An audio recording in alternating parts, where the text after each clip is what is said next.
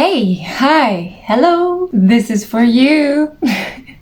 I wrote a book and I thought you should know about it. Stick around because I also have a small surprise for you. Let's get to it.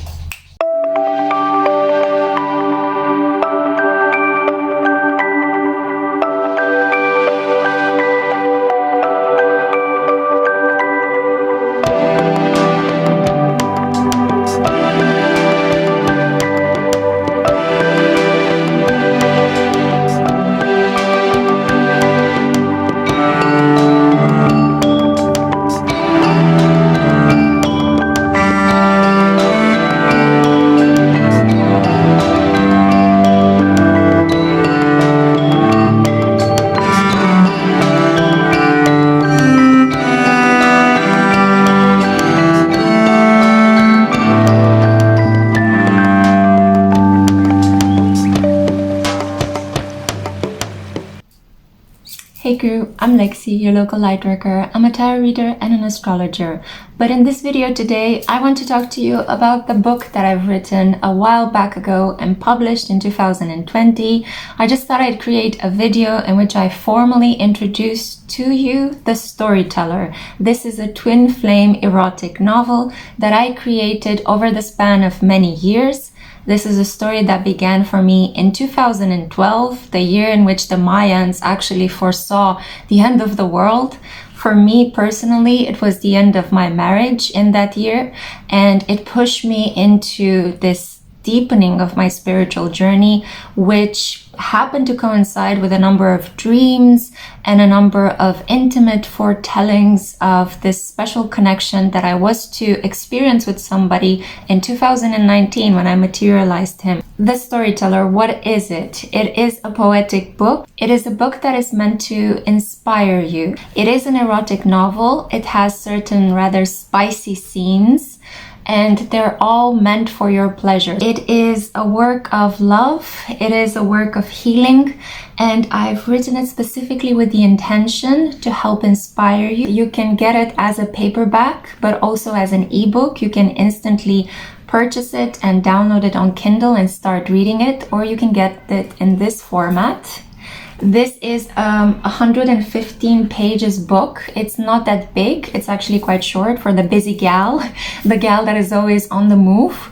I have two special covers. So for the paperback one, you have the inside of this gorgeous flaming orange-red tulip. And the ebook actually features a cover from my own personal archive. It's actually a photo of me and one of my ex-boyfriends kissing.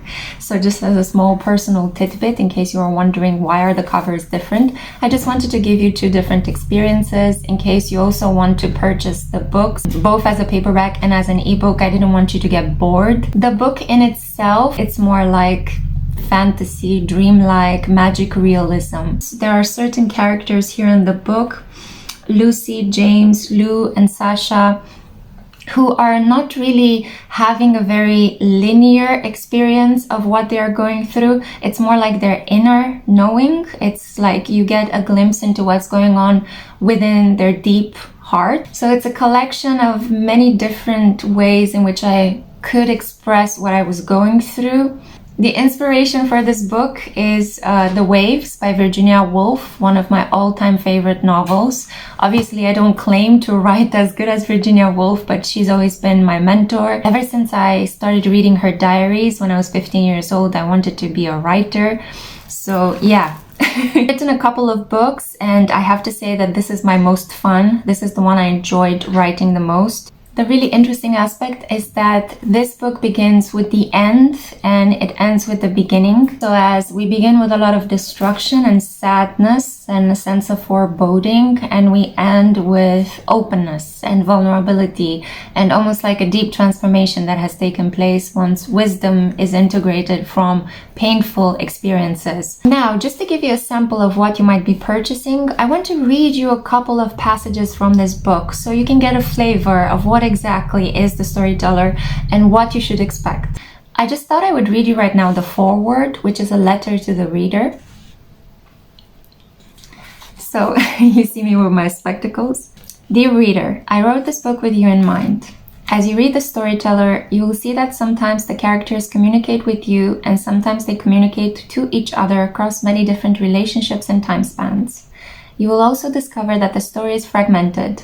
This was an intentional choice, since twin flame relationships feel like this. Sometimes they are powerfully erotic, and other times they can be deeply melancholic, but overall they always pierce the veil between the worlds and help us spiritually grow beyond our limits. The story presented in this book began in 2012 and is peppered with personal dreams. This is why some parts might feel eerie and others are smoother. Simply follow your intuition as you read and take from this book what speaks to you on a soul level. Although the book has been written from my heterosexual perspective, gendered pronouns such as he or she can be replaced by they. Some parts of the book are left intentionally vague to stimulate everyone's imagination, so I'm letting you fill in the blanks, letting you continue the story. This is because in my understanding, true love is polyphonic, ageless and genderless, and spirituality is never separate from sexuality and pleasure. So I hope this book excites you and makes you dream, and perhaps might also soothe forgotten parts of yourself. I hope you enjoy it and take it as what I intended it to be. A gift for you.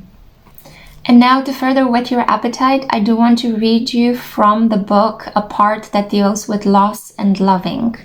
The funeral was an intimate affair. A few of his close relatives were present and stood lined out in the soggy October's weather listening to the priest who was reciting prayers. After the service, we gathered at his aunt's house and shook our heavy-watered black coats as we entered the living room, where large assortments of nibbles were spread out on the central somber mahogany table. My eyes were tired, and I looked at everything in a haze, since I could not help myself and cried with Lou at the funeral. Seeing him so hurt made me feel unbearably sad. His aunt, Elaine, a miniature sweetheart with chubby pink cheeks, brought us some fruit-shaped cookies and coffee, then turned towards me and pressed a little dark velvet pouch in my hand, simply adding, "For the way back, darling." I was bewildered but smiled graciously and thanked her. She nodded in a deeply knowing way and went to sit next to Lou, proceeding to pat him on the back. Lou took his head out of his hands, turned towards her, and hugged her. Some hours later, darkness swallowed the day, and I was standing on the porch waiting for the car. There was still no sign of Lou, who disappeared after talking to his aunt. I was beginning to feel worried, but reasoned that he must still be saying goodbye to his relatives. As I was waiting for him, and left with little else to do, I peeked inside the pouch which Elaine had given me. It contained 4 massive, flat gold discs, which looked like hoop earrings, with the middle part filled in by molten sunlight. Staring at them made me think of the story about the mythical river Styx and its macabre boatman, Charon, who was carrying souls into the afterlife by placing coins on their eyes. As a present from the sweet-natured Elaine, this was really peculiar. I closed the pouch and returned it to my pocket as a hand landed on my shoulder. I turned to Lou and kissed him with relief, saying, "I missed you." But his mind was somewhere else, and he just kept staring at his feet, preoccupied. Lifting his eyes, he said, "You know, you might be the only person I can trust now." He paused and gave me an odd, piercing look, which momentarily weighed me in, as if he wasn't completely comfortable with the sudden realization of complete trust. I attributed this behavior to the shock of losing someone very dear and said nothing. He briefly kissed me on the cheek as the car pulled into the driveway and said, "Do you mind going in the next car with Elaine? I think I need to be alone for a while." I hastily replied, "No, not at all." But I watched him bewildered as he heavily descended the porch steps and disappeared inside the black car. Here is another part of the book in which places, locations seem to blend into each other. I was descending into a luminous underground cave filled with sand and furniture in Baghdad. I felt like I discovered a really warm and mysterious place. Then I was walking in Bucharest after a show with Lou and his boyfriend. We took the bus, or rather they did, and I decided to stay behind. Then I was walking up and down and climbing through fabric tails and huge pillows on the staircase of the building where my parents lived in Warsaw. trying to find the door to their apartment in the dark, but it just wasn't there. All I could see was door number 3 and door number 6, with nothing in between. There were some people that I met while climbing the stairs who were trying to help me, but I remember feeling exasperated by the disappearance of my home. Now, because I can't actually read you some of the more lusty content of the novel, I'm going to read you a nice moment that 2 characters share together. It's part poetic and then it gets into a more descriptive energy so that I can give you a flavor of what you can expect from this book. I search for depths. I'm scouring in deep. There is no truth that I can't bend. There is no secret I can't keep. Through the cafe's rain-splashed windows, I could see the sneaky sun setting lower and lower behind the massive office buildings flanking the main street. James was reading an article in the newspaper, and his preoccupied face was half obscured by the vapors rising from his coffee cup. I looked down at my plate and its demi-eaten and solitary croissant. I felt so indescribably good to be so still and silent today, with my elbows on the table and just gazing around the cafe and observing everything around me. No, they really don't give any credit to what is actually happening out there, said James, who probably finished reading and wanted to discuss the article. I quickly decided the article doesn't fit our snack and promptly reacted by changing the subject. Last night was really good. He looked surprised, then thought about it and smiled. I added, actually no, it was excellent, and gave him a straight, proud look. Wow, your coffee is kicking in, he laughed. Tempering down my enthusiasm for him, I half whispered, I had no idea you could cook so well. Slightly touched and understanding the hint, he answered, well, I only did it to impress you, and winked. I counterattacked by staring back at him with a blank face. Don't worry, I'm sure it won't happen again. He replied and leaned back into his chair, giving the paper his full attention. I scoffed at this remark while leaning comfortably back into my chair. When he saw my reaction, he flirtatiously grinned back at me by bending the corner of his page and observing me through it. I was putting on a little show of indifference for him, as my eyes were drifting again to the window and its ample display of street activity. I also gave an audible yawn. Folding the paper and taking one last sip from his cup, James energetically got up and gestured towards me to grab my coat. Come on, beautiful, let's look at the Magritte together. Those were just a couple of samples that I had the pleasure to read for you from this book, The Storyteller, which I wrote with you in mind. I hope you guys enjoy it. I would strongly recommend that if you purchase it, you leave me a review as well. Please be honest and just express your opinion. I really don't mind. It would be great though if you can contribute to my Amazon page and let me know what you thought of it. I already know that a lot of you have been sending me DMs and emails telling me how much you enjoyed reading the book, and it would be great if you guys can take this to the Amazon page, because you know as well that when a product has a number of reviews, you are more inclined to purchase it. So if you enjoy the book, please help distribute it to other people that might enjoy it. That is my hope and that is my wish.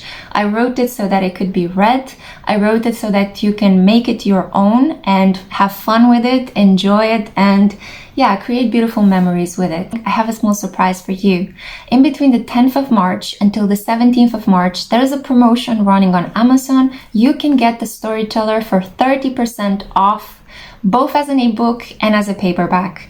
I'm giving you this discount to show you that I love you, because I want you guys to access it. I know that at the moment funds are relatively limited as we're going through this whole Uranus and Taurus massive financial reconstruction. I do want you to gain access to it for lesser money, and I do want you to enjoy it. So keep in mind, from the 10th until the 17th of March, you can purchase this both as an ebook and as a paperback for 30% off.